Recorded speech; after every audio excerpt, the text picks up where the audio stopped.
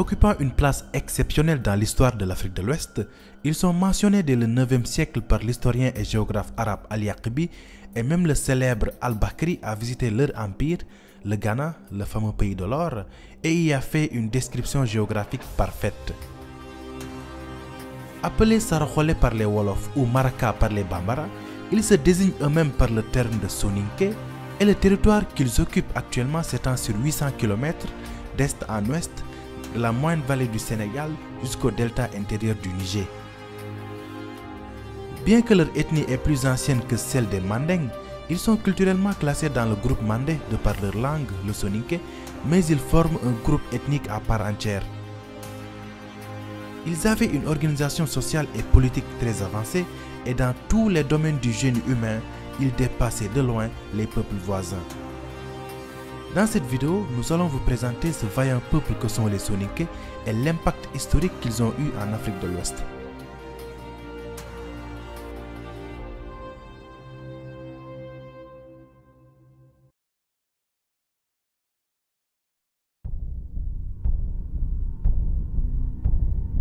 L'historien Abdoulaye Bathily évoque une origine saharienne des Soninké qui auraient migré vers le Sahel au fur et à mesure de l'achèvement du climat au 3e millénaire avant Jésus-Christ.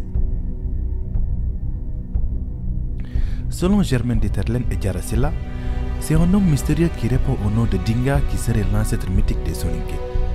Il était appelé Karé, c'est-à-dire ancien patriarche, et serait né en Égypte à Sona, nom que les Soninké avaient donné à Aswan. En Égypte, le Karé appartiendrait à la noblesse et était l'un des lieutenants du pharaon. Ainsi, selon cette thèse, les Soninké seraient originaires de la Haute-Égypte, dans la région de Sona, et selon la tradition orale Soninké rapportée par plusieurs Guesséré, autrement dit griots Soninké, leur nom même signifierait un habitant de Sona. C'est pour cette raison qu'ils sont aussi appelés Aswaniques, c'est-à-dire habitants d'Aswan. Après plusieurs années de service dans l'armée égyptienne, il décida de quitter l'Égypte après l'invasion de ce territoire par les Perses. Il arriva en Afrique de l'Ouest dans la région où se trouvent aujourd'hui le Mali, la Mauritanie et le Sénégal, et trouva sur place une nation d'agriculteurs, les Karo, qu'il réussit, lui et sa suite, à dominer.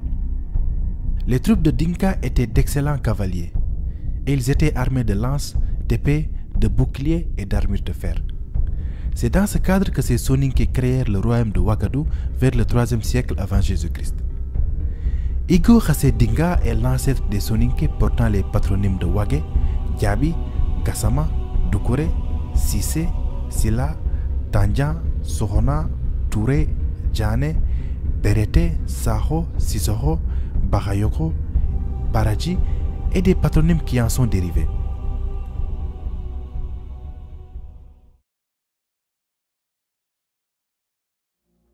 Comme dit plus tôt, le royaume du Ouagadougou, qui deviendra l'empire du Ghana, aurait été fondé vers le 3e siècle avant Jésus-Christ par une population armée venue de l'Est et conduite par un dénommé Igo Khassé Dinga.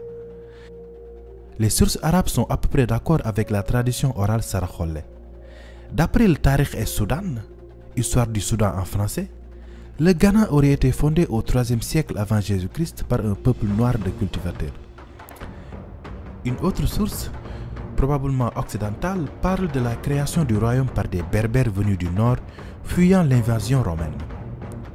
Le royaume fut par la suite dominé par les Soninké, peuple animiste vivant à la limite sud du Sahara. Mais cette thèse a été formulée en pleine période de colonisation pour nier l'origine noire de l'empire. Dans les premiers siècles de notre ère, le Ouagadougou, gouverné par Kayamagan Sissé, fondateur de la dynastie des Sissé Tounkara, finit par dominer un vaste territoire du fleuve Sénégal jusqu'au fleuve Niger. Le roi fondait son pouvoir sur le culte du Ouagadougou Bida, le dieu serpent, et portait le titre de Kayamagan ou roi de l'or. Il n'y avait pas de problème de succession, car la tradition plaçait automatiquement sur le trône le fils aîné de la sœur du roi. Donc, comme les Sérères, les Soninké aussi avaient une société matrilinéaire.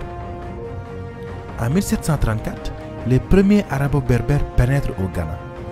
L'occupation du Maghreb par les Arabes favorisait le trafic de l'or et des esclaves entre le Ghana et Sidi Massa, provoquant son ouverture et le développement du commerce transsaharien. L'empire du Ouagadougou, comme celui de Rome, fut d'abord celui d'une ville, une capitale dont le nom se trouve mentionné pour la première fois, semble-t-il, dans les écrits de Al-Yaqbi et dans Mourouj al-Dhahab, autrement dit les prairies d'or de Al-Masoudi. Il fut visité dans la seconde moitié du Xe siècle par le célèbre géographe arabe Ibn Hawqal et même Al-Bakri, donnant au siècle suivant une description assez détaillée de l'empire. L'empire n'était appelé Ghana que par les Arabes qui la firent connaître sous ce nom en Europe et en Asie. Mais ce nom n'était pas sans doute la bonne. Si l'on en croit à Al-Bakri et ses récits sur le Soudan occidental, ce terme serait l'un des titres portés par le souverain, que l'on désignait encore sous celui de Kaye Magan ou tout simplement Magan, qui signifie maître. Quoi qu'il en soit, l'empire s'appelait le Ouagadougou et la ville principale était connue de ses habitants sous le nom de Koumbi ou encore Koumbi Salé. Au fur et à mesure que les années passent, l'opulence de cet empire animiste attirait les convertis de ses voisins musulmans. Dès 1042, des berbères convertis à l'islam, les Almoravides, aidés par le légendaire Wardjabi du Tekrour de Père Soninké, entreprirent la conquête du Ouagadougou. La ville d'Aoudaghost fut prise en 1057, puis Koumbi Salé en 1076, mais reprise par les Saraholais en 1087. Cependant, le Ouagadougou se trouve très affaibli et alors débuta son lent déclin par un démembrement progressif. Les populations de l'empire, hostiles à l'islam imposé par la force, commençaient à immigrer. Ceci, additionné à la chasseresse qui avançait vers le sud, rendait le Ghana invivable. Les guerres, la chasseresse, les risques de famine et l'épuisement de l'or collecté avaient contraint les Soninké de l'empire de Ouagadougou, qui peuplaient le Sahel, à émigrer par vagues successives à des époques diverses vers le sud, sur les rives du Sénégal et du Niger, notamment dans la région du Mandé. La nation se dépeuple et ses armées se trouvent donc moins puissantes. Après la chute de l'empire, les Soninké se dispersent dans toute l'Afrique de l'Ouest, donnant ainsi naissance à partir du XIIe siècle à plusieurs sous-ethnies, dont les Bozo, Soninké devenus pêcheurs sur le fleuve Niger.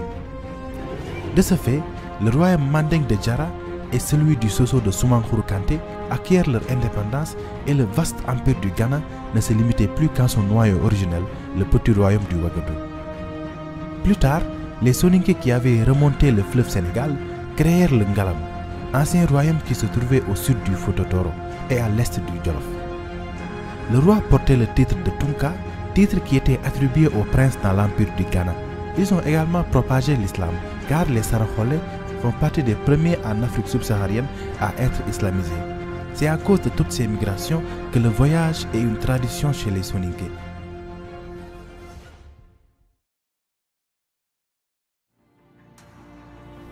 L'organisation sociale des Soninké est très hiérarchisée. Elle comprend 3 niveaux. En premier, on a les nobles, hommes libres appelés Oro, auxquels appartiennent les Tunkalemu, princes prétendants à la couronne, les Mangou, courtisans guerriers ou confidents des Tunkalimu, et les Modilemu, imams, marabouts ou guides religieux.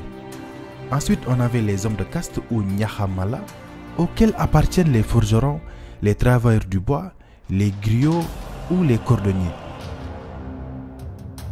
Et à la fin, on a les captifs ou Komo.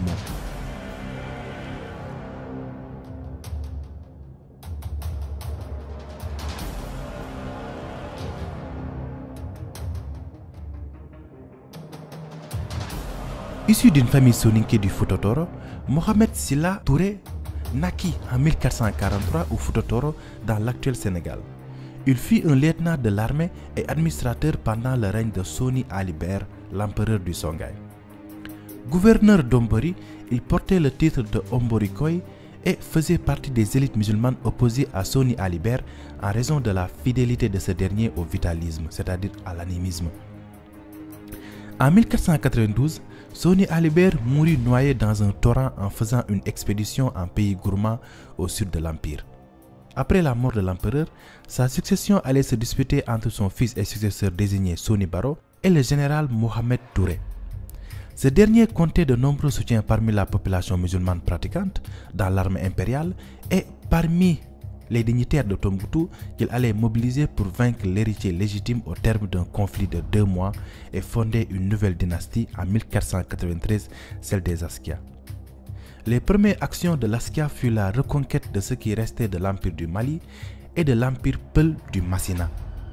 Il lança une guerre sainte contre le royaume animiste de Mossi de Yatenga au sud, mais il se solda par un échec sanglant. Il accomplit des invasions réussies dans les États Haoussa à l'est et dans les régions occupées par les Berbères au nord, comme Agadez, Walata et les mines lucratives de Tegaza qui, par leur production du sel, allaient enrichir le Songhai pendant des décennies.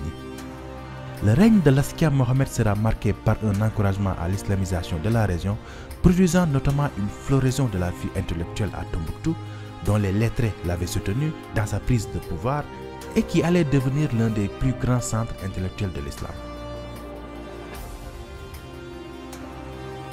Devenu aveugle, il cède le pouvoir à son fils Moussa en 1529 et meurt en 1538 après avoir eu quelques 100 enfants de femmes de toute origine.